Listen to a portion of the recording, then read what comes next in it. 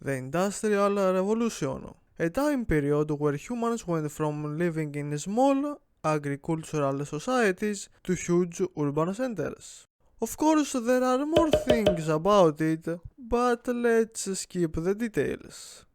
Minecraft villagers, just like humans before the Industrial Revolution, live in agricultural societies. But everybody knows that deep inside, they are dreaming of living in huge cities, away from the dangers of the wilderness.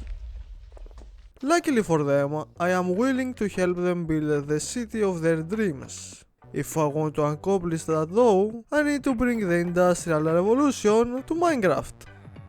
There is a problem though. While I started the series, I set up a golden rule that states I am not allowed to mistreat villagers. You may be wondering, how does that rule affect the industry?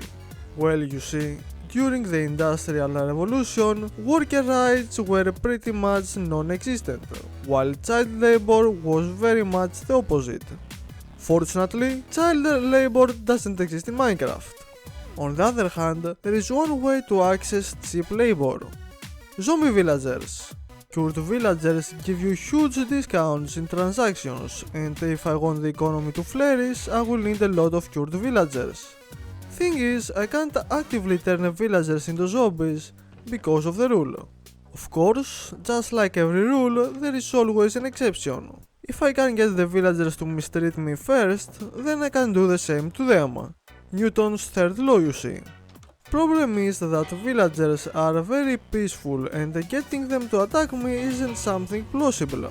Their iron golems on the other hand are very willing to lay their hands on me if I misbehave. So, all I need to do is force an iron golem to attack me without me breaking the golden rule first. How do I do that? Simple. First, I will get an egg and fly to the nearest village. Then, I will throw the egg to the iron golem. If a chick sprouts out of the egg, it will indicate the birth of our friendship. If no chick spawns and the golem attacks me, then the village will be considered hostile and its villagers will be excluded from the rule. Unfortunately, no chick spawned and the golem attacked me. I gave him a lot of chances to walk away before opening fire. Now, this village is at my mercy, which means that I can initialize my plan. First, I needed to make some breeding quarters for them. The nearby mountain was the perfect spot, as it was close to the area I will build the industry and hidden from the public eye. While planning out the area, I noticed that a lot of frogs had migrated at the top of the mountain. This is the result of the destruction of their natural habitats for the creation of cities. Nobody really cares though, as the Ministry of Environmental Matters doesn't exist yet, so I ignored them and built the new homes for the villagers. I helped them move to their new homes using the best means of transportation known to villager, the boat. The new homes may not have roofs, but at least they have some cool inbuilt water slides for their kids. They also get free food thanks to our hardworking farmers. Easy and abundant access to metals is the first step towards a strong economy, so an iron factory was my number one priority. 3 villagers were moved there using the excellent road system of our city. The factory was completed quite fast thanks to the coordinated work of our construction workers. And by saying construction workers, I mean myself. Because I am going to need a lot of gold for golden apples, I went to a mining expedition in the Nether. It took quite a few hours, but I left with a full shulker box of gold. Also, a piglin bastion that I raided sponsored me with a netherite upgrade to my sword. Fresh out of the smithing station, I tasted it in this poor enderman that dared enter my hideout. After setting up my chemistry lab, it was time to initialize the Industry Complex project. The project is going to include 8 factories with over 20 automatic farms and over 200 villagers. I started with the melon and pumpkin factory as it is the biggest and most important one, as melons and pumpkins prove to be very profitable. The beginning was made by digging 4 equally sized holes. Every hole will be divided into 4 floors and each floor will have an automated pumpkin or melon farm. 8 floors for melons and 8 floors for pumpkins. Perfectly balanced. Materials will be transported to the ground floor using a rail and water bubble system. Because I want to control the area's lag, I will also add a system that allows me to turn the farms on and off. The prototype farm worked as intended.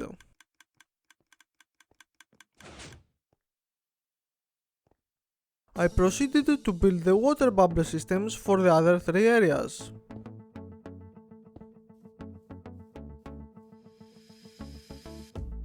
In the meantime, the sole melon farm had already produced quite a lot of melons. I built 2 more floors, one for pumpkins and one for melons before I ran out of redstone. No redstone means it was time to start bringing in the villagers. 270 villagers will be working in the industry, out of which 230 of them will be cured ones. More specifically, I will be needing 60 farmers, 40 clerics, 40 toolsmiths, 15 fishermen, 15 armorsmiths, 40 librarians, 20 cartographers, and 40 stonemasons. Farmers being on top of the list also means that they are the ones that I will be bringing in first. The process of producing, hiring all these villagers is quite simple. I feed the villagers. Villagers make babies. Babies use the water slides and they end up in the waiting room. Using a bot with chest, I move villagers out one by one. Then, using a minecart, I bring them to my zombie friend.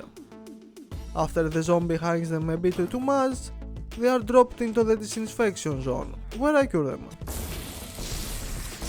After they are cured, I transport them to the factory, using a sky bridge. See? Really simple but tedious process. It took quite a while to move all 60 of them, but everyone was here at last. Using some emeralds I had from previous episodes, I traded with all 60 of them until they had the melon trade. I ended up with a good amount of emeralds and a ton of bread. My villagers will never be hungry again. Infinite food wasn't my goal though. I needed redstone to continue building the farms, which meant that it was time to develop the cleric industry. Clerics are extremely useful. They sell redstone, lapis lazuli, glowstone and XP bottles. I won't lack redstone ever again. Because I was already in the loop of curing and transporting villagers, I decided to be done with it once and for all. This means that the toolsmiths were next. Fishermen and armorers followed up.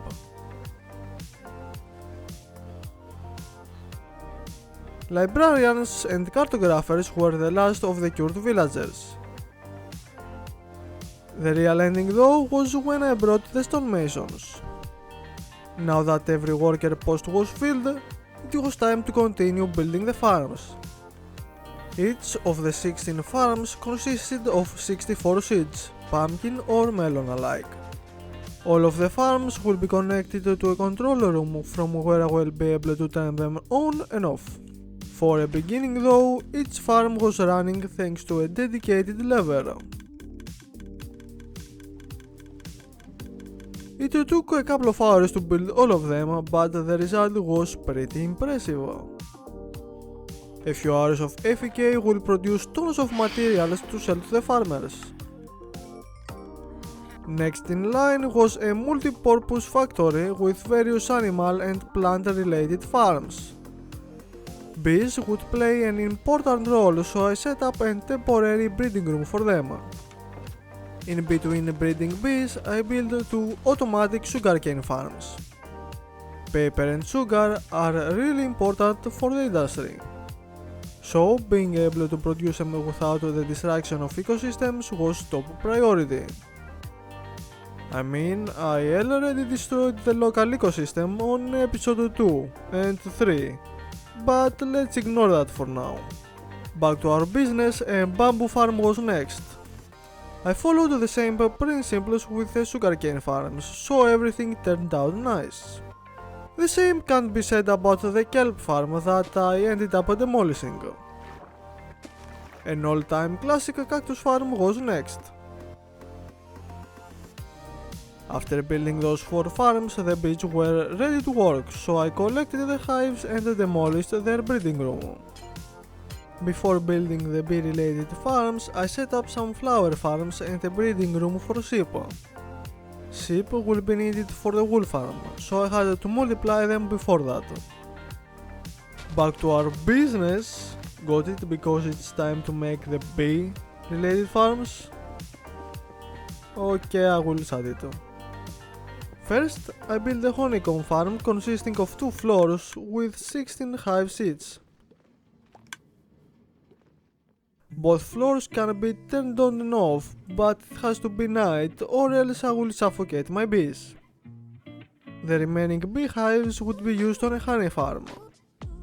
The first design I tried was a complete failure, but after following a tutorial I was able to make a working honey farm too.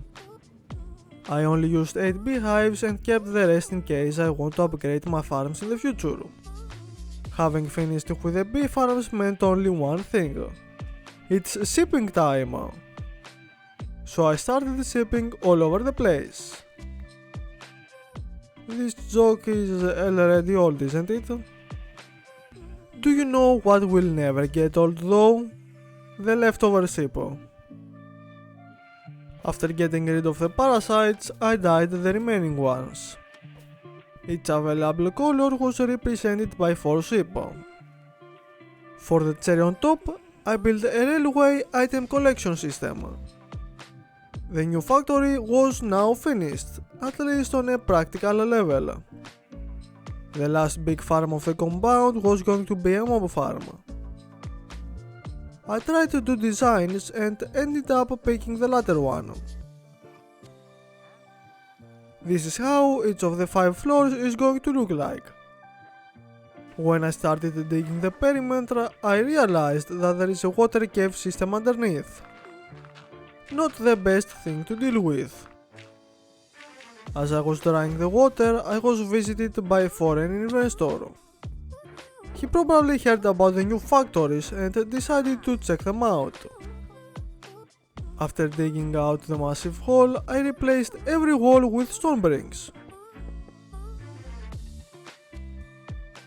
Following the selected pattern, I built the 5 floors and continued by setting up the redstone system that will allow the farm to work.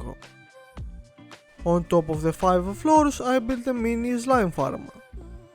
Let's not forget that the entire city is being built upon a swamp, so it's quite easy to farm slime balls.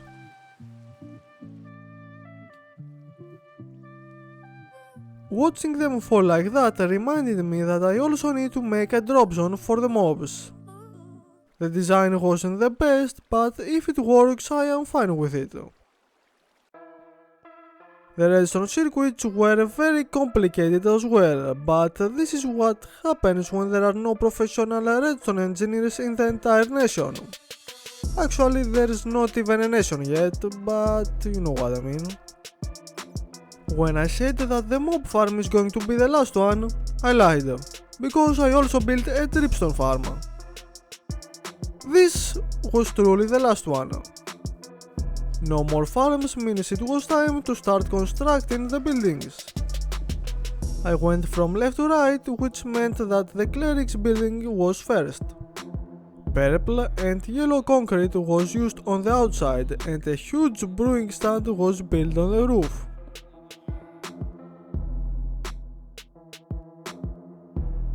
The building's windows were placed a little bit too high, which is logical considering that these guys won't see the sunlight ever again. Every building will also have a cargo bay, where trucks will be loaded with goods to supply the city. The cleric's building was complete, which meant it was time for the pumpkin and melon factory. First thing I did was build stairs in between floors so that I can navigate with ease.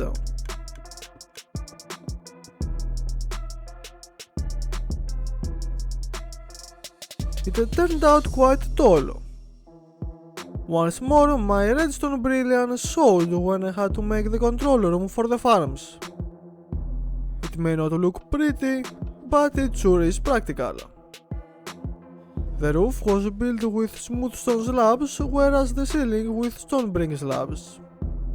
Just like the cleric's building, I was obliged to add a gigantic pumpkin and a gigantic melon on the roof. Now, everybody knows what this factory produces.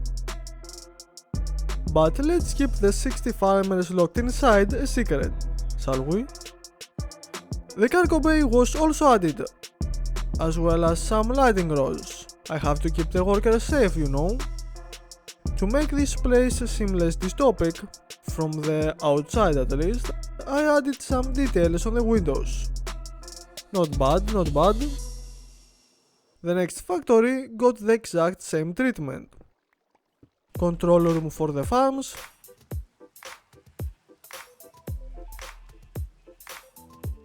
a two-colored pattern, some beautiful details on the inside. I split the building into two floors, windows so it doesn't look like connected Lego bricks, the cargo bay, large window framing sponsored by our hardworking stonemasons, and for the cherry on top, I couldn't leave out the roof replicas. One for the bees, one for the sheep, and one for the sugarcane. Another factory was complete. For the toolsmiths, the fishermen, and the armorers, I went with two identical builds. Now these look like factories. Only 3 buildings remaining. Make it 2, 1, none. The factories were completed in an orderly fashion. Not gonna lie, the buildings turned out really nice. Of course, this was not everything, as some really important infrastructure was missing. The first important construction was a warehouse that was built in between the right side buildings. The goods of those 5 factories will be gathered there before being transported to the city.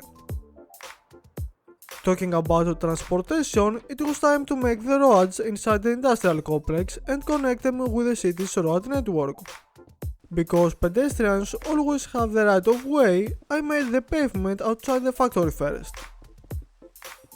Next in queue were the 2 main entrances to the complex. A gate without fencing is useless, so I added one.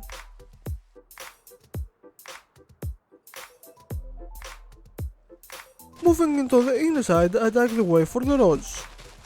Driving in such well-built roads is very satisfying. I need to find the people that build them and check their hands.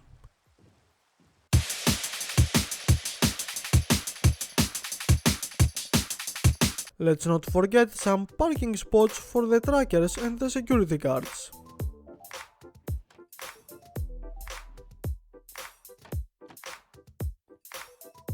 Street lights for when night falls.